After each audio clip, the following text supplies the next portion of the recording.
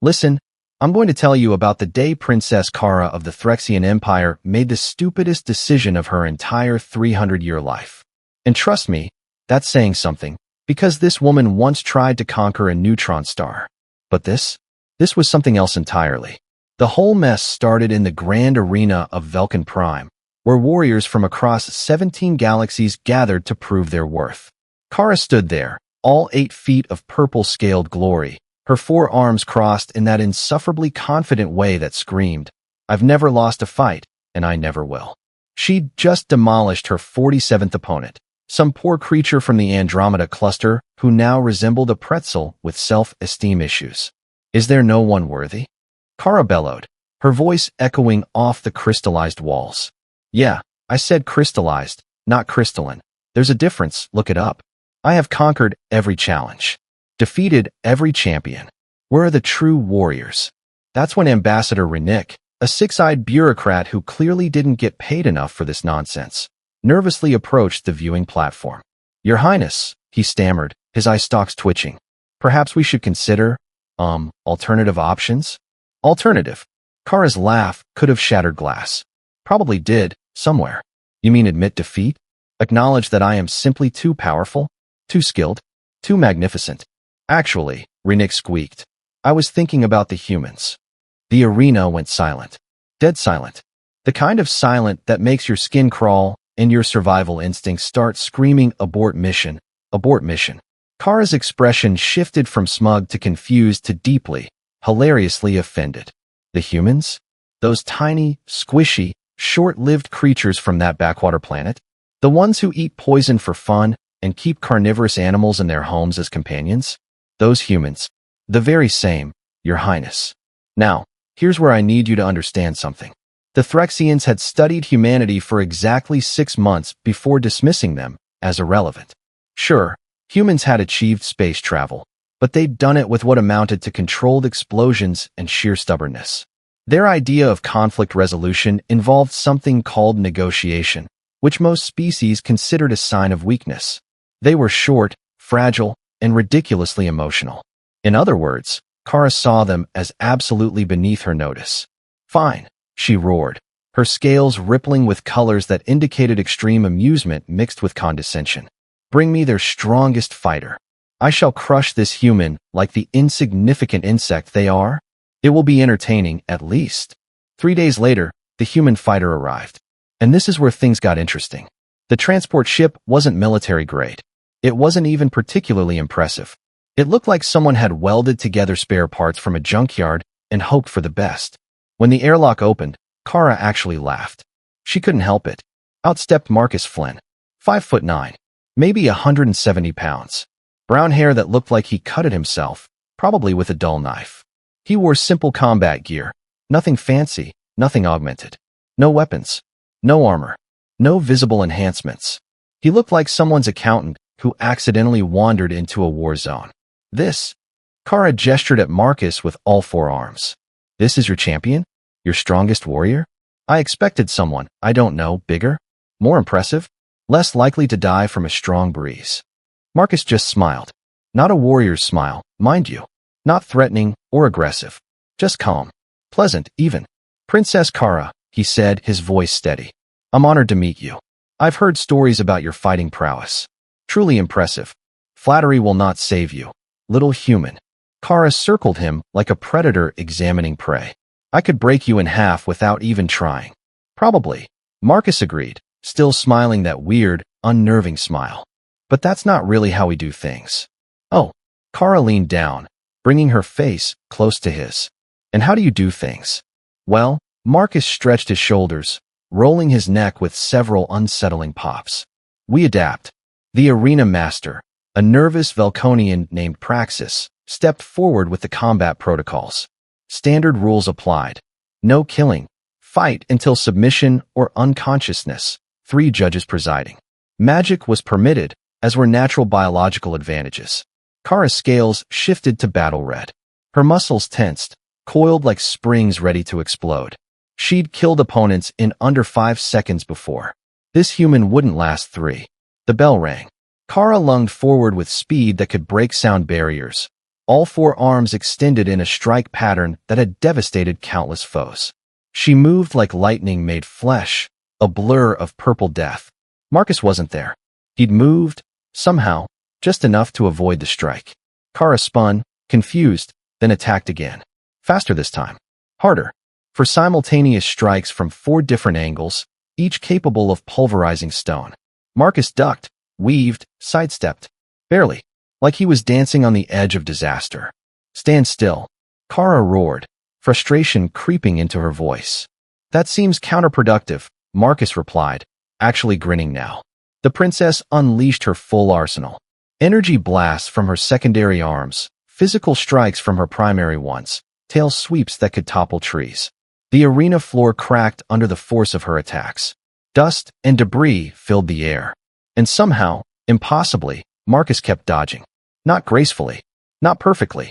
He stumbled occasionally, took glancing blows that would have killed most beings, got knocked down twice. But he kept getting up, kept moving, kept smiling that infuriating smile. What are you? Kaara panted, actually winded for the first time in decades. Marcus wiped blood from his lip, still standing despite a cracked rib and what had to be at least a mild concussion. I'm human, Your Highness. And we don't quit easily.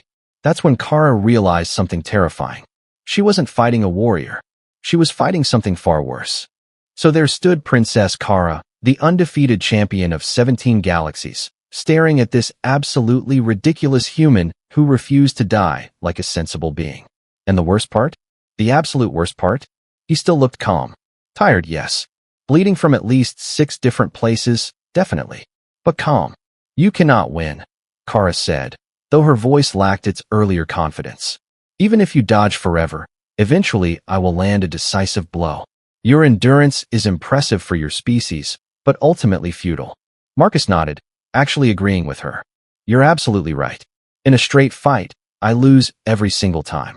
You're stronger, faster, more experienced, and you have 4 arms, which honestly seems like cheating, but whatever. Then surrender, Kaara demanded, her scales flickering between battle red and confusion yellow. Why continue this pointless struggle?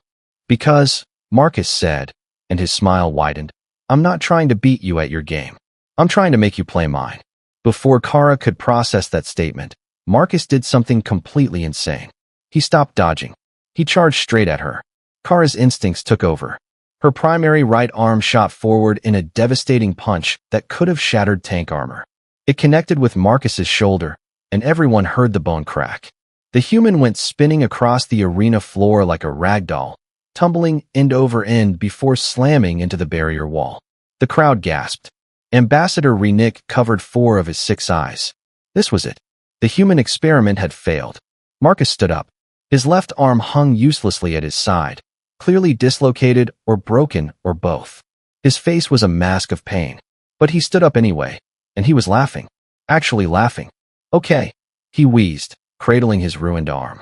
That hurt significantly more than I expected. Note to self, Phyrexian princesses hit like freight trains made of other freight trains.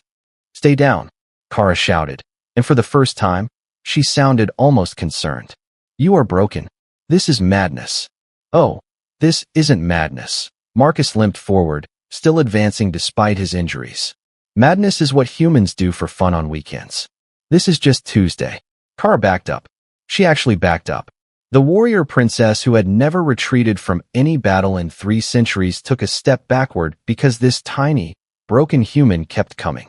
What is wrong with your species? She demanded, her voice hitting pitches that indicated genuine distress. Lots of things, Marcus replied cheerfully. We're stubborn, we're reckless, we form emotional attachments to things that want to kill us. We eat foods that are literally poisonous because they taste good. We invented extreme sports for entertainment. And we have this really inconvenient habit of never, ever giving up. He lunged again, this time with his good arm. Not a punch, surprisingly. He grabbed onto Kaara's secondary left arm and held on like his life depended on it, which it probably did. Kaara tried to shake him off. She spun, she thrashed, she slammed him against the floor 3 times. Marcus held on. His grip was iron despite the pain that had to be coursing through every nerve in his body. Let go, Kaara roared. Make me. Marcus shot back. And that's when the princess made her second biggest mistake of the day. Her first was accepting this challenge. Her second was getting angry. She forgot about technique, forgot about her training. She just wanted this persistent little pest off of her. She used all four arms to pry him loose, pulling him up to throw him across the arena with all her strength. Marcus had been waiting for exactly that. As Kaara lifted him, he released his grip and used her own momentum against her. His legs wrapped around her neck in a move that looked equal parts gymnastics and sheer desperation. He squeezed. Not with superhuman strength, he didn't have that. But he squeezed with leverage, with positioning, with 300,000 years of human evolution that specialized in persistence, hunting, and refusing to let go of prey. Kaara's eyes went wide. She couldn't breathe. Well, she could, sort of, through her secondary airways, but the pressure on her primary oxygen intake was shocking, alarming, unprecedented. She tried to pull him off. He held tighter, wrapping his one good arm around for extra leverage, ignoring the screaming pain from his broken shoulder. Here's the thing about humans, Marcus grunted, his voice strained but steady. We didn't evolve to be the strongest. We didn't evolve to be the fastest. We evolved to outlast everything else on our planet. We evolved to track prey for days until it collapsed from exhaustion. We evolved to survive injuries that would kill most species. We evolved to be too stupid to know when we're beaten. Kaara's vision started to blur. This couldn't be happening. It wasn't possible. She was a princess, a champion, a warrior of legend. She was losing to an accountant-shaped human. Her legs wobbled. The arena spun. She had two choices, submit or pass out. Princess Kaara, for the first time in her life, tapped out. The moment she did, Marcus released her and dropped to the floor like a sack of broken bones. Which, to be fair, he basically was at that point. Kaara collapsed beside him, gasping for air through all her airways, her scales flashing every color of shock and disbelief. Medical teams rushed in. Praxis declared Marcus the winner by submission. The crowd erupted in chaos, cheering, booing, screaming questions about how this was possible. As they loaded Marcus onto a stretcher, Kaara crawled over to him, her pride thoroughly demolished, but her curiosity overwhelming. "How?" she whispered. "How did you know you could win?" Marcus, barely conscious, managed one more smile. "I didn't. But humans learned a long time ago that it doesn't matter if you can't win. What matters is that you never stop trying. Eventually, the universe gets tired of arguing with you and gives up first."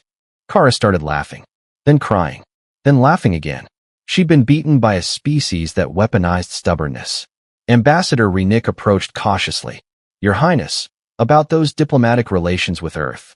"Open the channels," Kaara said, still lying on the arena floor. Any species crazy enough to turn persistence into a combat strategy is either going to be our greatest ally or our worst nightmare. Either way, I need to understand them better. Marcus was already unconscious by then, which was probably for the best.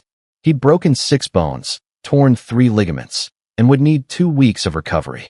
But he'd also done something no one else had ever managed. He'd made humanity impossible to ignore. And honestly, that was the most human victory possible. If this story entertained or taught you something, please like and subscribe to our channel. It really helps us grow and bring you more stories like this. Thanks for watching, and see you in the next story.